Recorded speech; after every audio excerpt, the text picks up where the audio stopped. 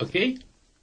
Então, aqui nós vamos ver Jesus falando o cumprimento da lei e dos profetas. Por que da lei e dos profetas? A lei diz, são ensinamentos de Deus para o homem. E os profetas eram os mensageiros desse ensinamento. Então aqui Jesus faz uma comparação. É interessante essa passagem do 17 ao 48. É uma comparação da lei. A lei foi feita para os homens, para que, se os homens seguissem a lei, eles entrariam no reino de Deus. Só que para os homens é impossível seguir a lei. Porque nós somos falhos, nós somos fracos, nós somos débeis. E nós não conseguimos alcançar a força, o poderio para ser santos, sem pecar, para poder entrar no reino de Deus.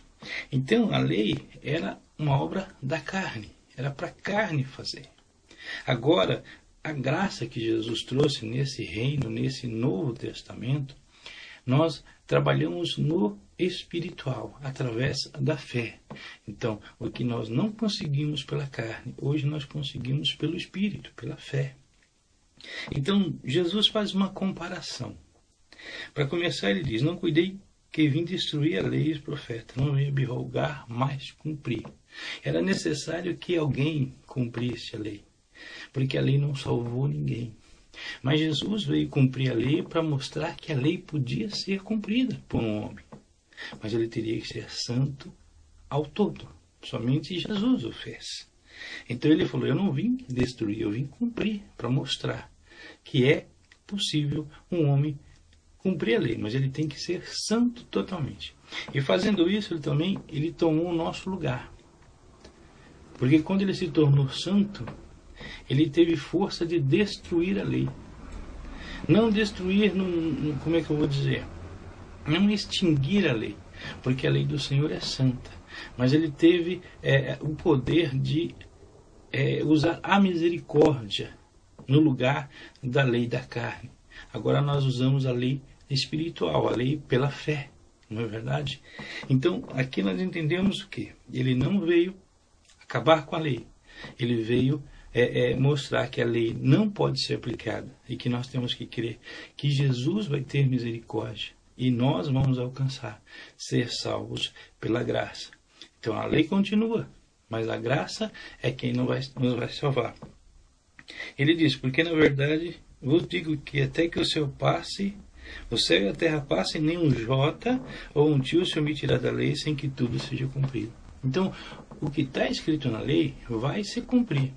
E como é que nós vamos ser salvos? Pela misericórdia. A lei é para os judeus, e os judeus ainda estão vivos, e ainda são povo do Senhor. E eles vão ter que entrar no céu, e eles vão ser salvos pela lei, porque a lei diz que o Messias ia vir. E o Messias, Jesus, já veio, mas ele vai voltar para buscar aqueles que são dele. Qualquer, pois, que violar um desses pequenos mandamentos e assim ensinar aos homens será chamado menor no reino dos céus. Aquele, porém, que os cumprir e ensinar será chamado grande no reino dos céus. Então nós temos essa obrigação de ser grandes, ensinando a palavra do Senhor. E aqueles que cortam essa palavra, que mentem, que inventam, ai deles. Nós temos que somente orar por eles, para que se arrependam e voltem atrás. Aí começa uma comparação no Velho Testamento, Novo Testamento.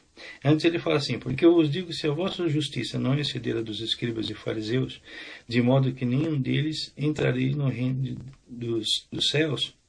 E o que ele está querendo dizer aqui? Os fariseus, eles pegavam a lei e inventavam regras para que eles fossem respeitados. Vou dar um exemplo. Tinham que orar com um turbante na cabeça. Então eles implantavam isso é uma exposição. Eles implantavam isso e aquele que não obedecesse era punido. E eles colocavam isso também como a palavra de Deus. Então eles acrescentavam na palavra de Deus. Eles inventavam coisas. Nós vemos igrejas que fazem isso hoje, que inventam regras que não é bíblica, que inventam situações e lugares que não são bíblicos, mas está escrito, isso vai se cumprir, eles vão ter que pagar por isso. Ai deles, que são fariseus e saduceus e escribas vão ser julgados junto com esses aqui. Então aqui ele começa a fazer a comparação. Ouviste o que foi dito aos antigos, não matarás, mas qualquer que matar será réu de juízo. Eu, porém, vos digo que qualquer que sem motivo se encolerizar contra seu irmão será réu de juízo. Então, na lei, era necessário que a pessoa cumprisse ou fosse vista cumprindo o pecado. Como eu posso dizer? Como eu posso explicar de uma forma fácil. O adultério só era adultério se fosse pego no ato. Entendeu? Matar só era pecado se alguém testemunhasse. Senão, a pessoa ia aparecer morta e não tinha como culpar a outra pessoa. É que Jesus faz a comparação. Antes, matar era pecado. Agora, se você ficar encolerizado, com raiva do teu irmão, já é a mesma coisa. Aí ele diz também que qualquer que disser a seu irmão raca é uma palavra de nojo judaica, né? Será réu de sinédrio, e qualquer que lhe disser louco será réu do fogo no inferno. Então, o que antes era necessário que fosse visto, hoje nós estamos debaixo do olho de Deus. Então, aquilo que antes era pecado sendo visto, hoje é pecado sem que ninguém veja. É a graça. A graça perdoa o pecado, mas o pecado com que intensificou, porque antes quem presenciava o pecado eram os olhos humanos. Agora quem presencia o pecado são os olhos de Deus. Aí ele faz uma outra comparação. Aqui, ó, em verdade te digo, ouviste que foi dito, você vai ler, você vai entender o que eu estou falando. Ouviste que foi dito aos antigos, não cometerás adultério. Eu, porém, vos digo que qualquer que atentar numa mulher para cobiçar, já em seu coração cometeu adultério contra ela. Aquilo que era necessário que tivesse testemunha, hoje, só da pessoa pensar no coração sem que ninguém perceba, já é pecado. Por quê? Antigamente, os olhos do homem julgavam o pecado, porque a lei é da carne. Então, os olhos da carne é que julgavam. Agora, quem não julga são os olhos de Deus. Ele vai continuar fazendo comparação aqui também. Ele vai continuar, ouviste que foi dito aos antigos, não perjurarás, mas cumprirás teu juramento. Porque antigamente, essa parte é boa explicar. As pessoas, elas entravam numa contenda, numa briga, em qualquer que seja, uma disputa. Então, quando ele falava assim, eu juro que o que eu estou dizendo é verdade. Essa palavra era tomada como verdade, porque ele tinha um juramento. Ele jurava pelo céu, ele jurava por Deus, ele jurava pelo templo. Então aquilo era tomado como verdade. E muitas vezes não era verdade. Então isso na lei era assim. E na graça, não jureis por nada. Por quê? Porque o juramento é falso. Não é bom. Se você tem que ser uma pessoa sim, sim, não, não. É o que está dizendo aqui. Versículo 37. Seja, porém, o vosso falar sim, sim, não, não. Porque o que passar disso é de procedência maligna. O que quer dizer isso? Você tem que ser verdadeiro a tal ponto que as pessoas, quando você falar, as pessoas creem em você. Se elas não creem em você, não vai mais além.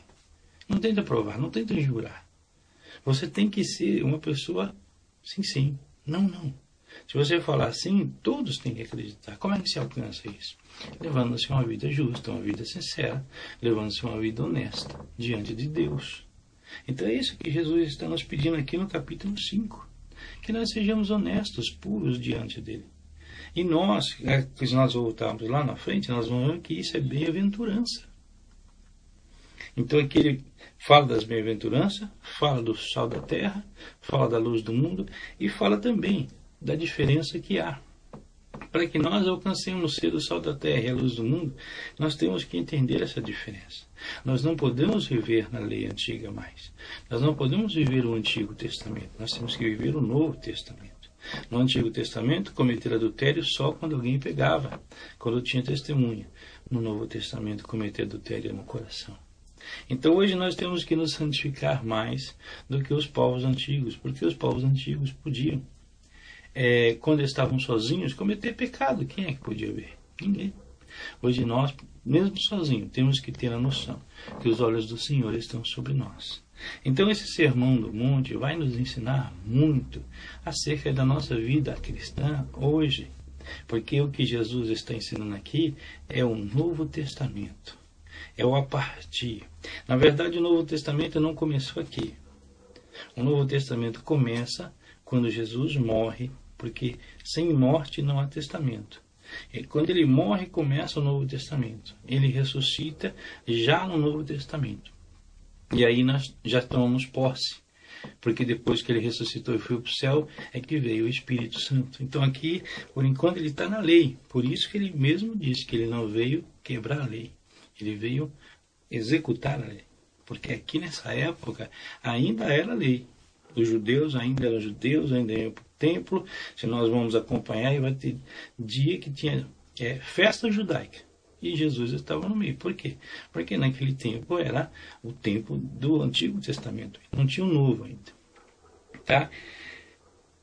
E aqui então, esse é o ensinamento de hoje. Sermão do Monte. Como é que o homem e a mulher cristã devem ser?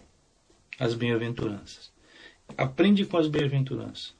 Bem-aventurado, deixa eu explicar para que você entenda, é uma pessoa que se aventura a fazer algo e se dá bem.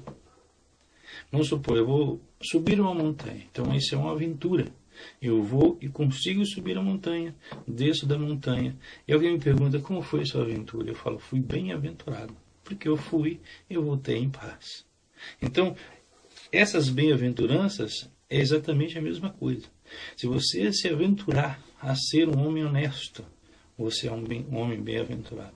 Se você, você, minha irmã, se aventurar a ser uma mulher mansa, você é uma mulher bem-aventurada. Então, o que nós temos que aprender aqui? Que essas bem-aventuranças são exemplo para a nossa vida. Se nós queremos ser o sal da terra, e se nós queremos ser a luz do mundo, nós temos que seguir a bem-aventurança. E aí depois Jesus nos explica que a lei era de uma forma, a graça se intensificou. Na lei não tinha perdão, o perdão era coberto pelo sangue dos animais. Na graça, o nosso pecado é apagado pelo sangue do Cordeiro Jesus. Então tem diferença do Antigo para o Novo Testamento. Aqueles que vivem no Antigo Testamento vão viver debaixo da regra do Antigo Testamento.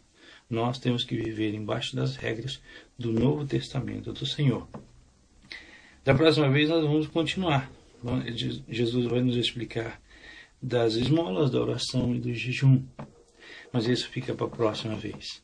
Por enquanto nós vamos ficar por aqui. A todos a paz do Senhor Jesus. Espero que estejam gostando. Pai do Senhor.